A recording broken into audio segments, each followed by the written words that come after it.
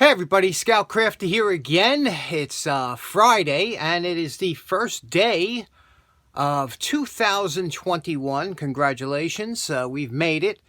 And I know what you're saying. You're saying, you haven't, it's been a while. It's actually, I haven't done a tool restoration since last year, so I figured it's time.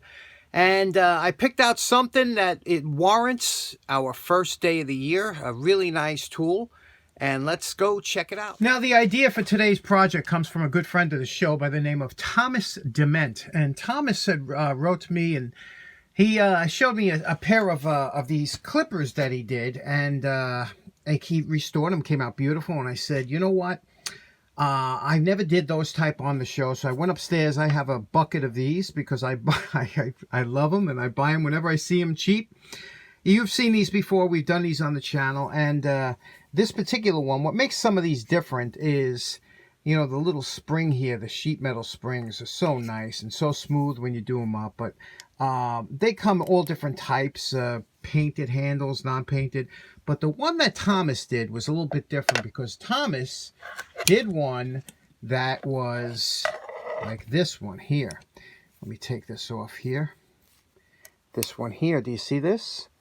See the difference? It's like two leaf springs. How and talk about smooth. Oh my goodness, are they smooth? And I said, we never did this type on here. Isn't that cool? But as I was looking through the bucket, I have one that's even better. Probably one of the best tools I've ever owned. And the reason I didn't do it is because I wanted to save it. So I figured today's the special day, and here it is. Look at that. Have you ever seen anything? Look at the thickness. I mean, this was a real tool. This is a normal one. Look at this one is almost a quarter bigger than this one. Look at that. Is that not beautiful? And it has a little copper keeper. I don't know if that was where that came from or somebody might have made that. But you see here, again with the leaf springs. And again with the fancy way of the nut to hold it together once it's tight. And oh, look at that. Now, this is like stage 1 patina. After this is the tarnish part. After this, it turns to rust and tarnish, and that's full-fledged patina. So, but when they came from the factory, they look like this. This must have had a sticker on it or something, because you could see here, that's what it looked like from the factory. All this is just, the forming of patina, which is, which we don't want. So let's get started, take this apart. And it is just beautiful. I wish you could feel the weight, the heft of this tool. Let's see if we can't get this to look like it did. Hey, this came apart very easy, no surprises. But you see that here? That bolt face, we're going to have to do something with that because obviously, you see? This is where you get into the details. It was a little mangled, and we'll finish all that hardware up. But now, again, before we take it to the wire brush, thank goodness whoever owned this oiled it up, and that's why it's in such good shape. We're going to just spray a little 50-50 on there. Don't be stingy with the 50-50. Spray a little bit on there. It's a great cleaner. And before you get to the wire brush and take off, see that? Take off all that residual. You don't want that sitting in your wire brush. Get all that grease off of there. And then you can wipe it down with a little alcohol right before you get to the brush.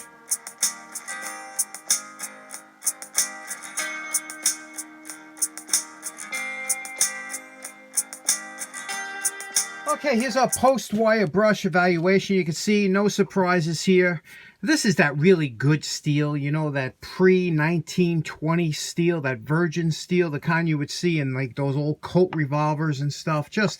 This steel is just the best there is. And you can see that's just with the wire brush. Now we're going to take out little bits of scratches and things that we might have here, and then we'll do some polishing, and it's coming along very nice. We got to address the blade. Now you don't want to go nuts with the blade. You want to keep the contour exactly like it is. And, I don't mess too much with the blades, especially when they cut good to begin with.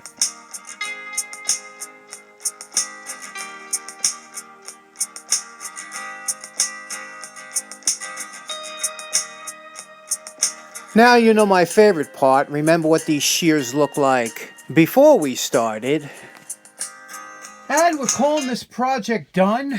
I couldn't wait to do these. and to do them upright. You know, I left this copper band on here. I cleaned it up. You know why? Because I said some old timer probably banged this out of copper. He was very smart because he knew copper wouldn't scratch from putting it on and off. And so he made this, and I said, you know, why not keep that with the tool as a kind of homage to the man who had it, or woman. And, okay, let's take a look at it here. You see what we did here? We brought it back to what this would have looked like. Can you imagine going into a store when quality was and picking up one of these? Now, I'm sure this was expensive. It had to be a lot of money, even back then.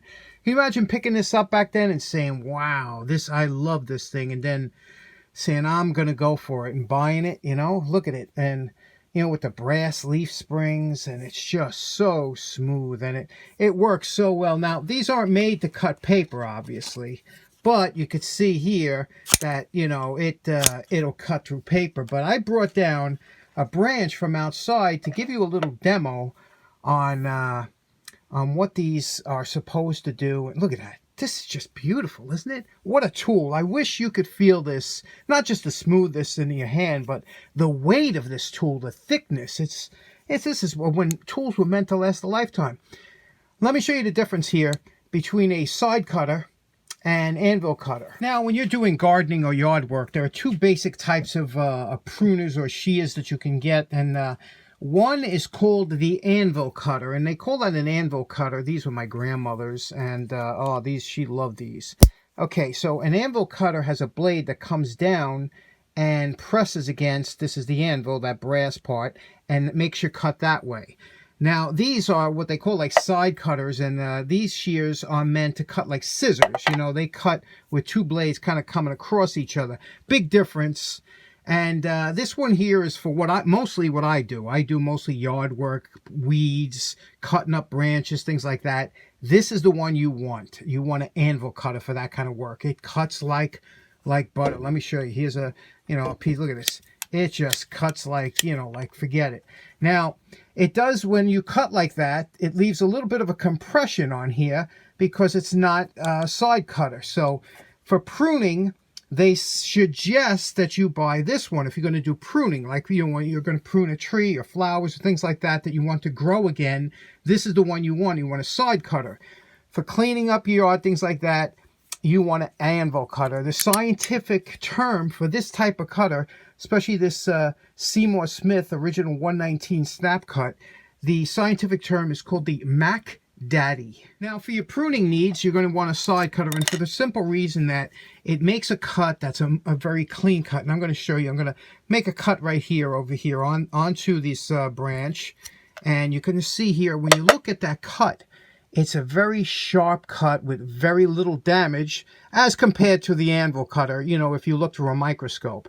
Now, it's funny because this has to be used in a certain way also. You know, you always want the blade to be the nearest the tree. So in other words, when you're cutting something, if the tree was to the right of the screen, you would make the cut like this, you know, and there's certain ways to do it. I'm not a gardener, but I'm just giving you an example of how these are used. Now, you're wondering, why can't you just use these for everything? Because this will cut through much thicker and quicker than this will. You know, these, when you start getting into thicker 3/8 of an inch branches, you're going to struggle. You might, you know, dull the blade a little bit. These things are monsters. They're made to go through all kinds of stuff. So that's the difference. But this is what you want for when you're doing gardening and things like that. And I just wonder who had this, who bought this tool originally. Wish I could have met that gentleman or woman, because this is just, whoever plucked down that kind of money for something like this was our kind of person. Next up, I bought some hardware.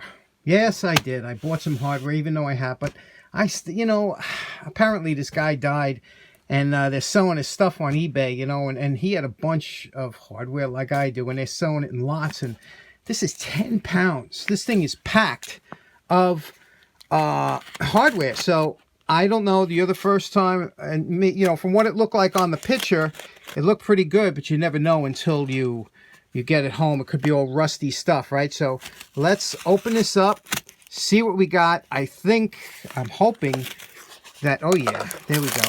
As long as it's not orange, you know, because I deal with rust on a regular basis. So let's take a look at what we got here. Let me open it up for you.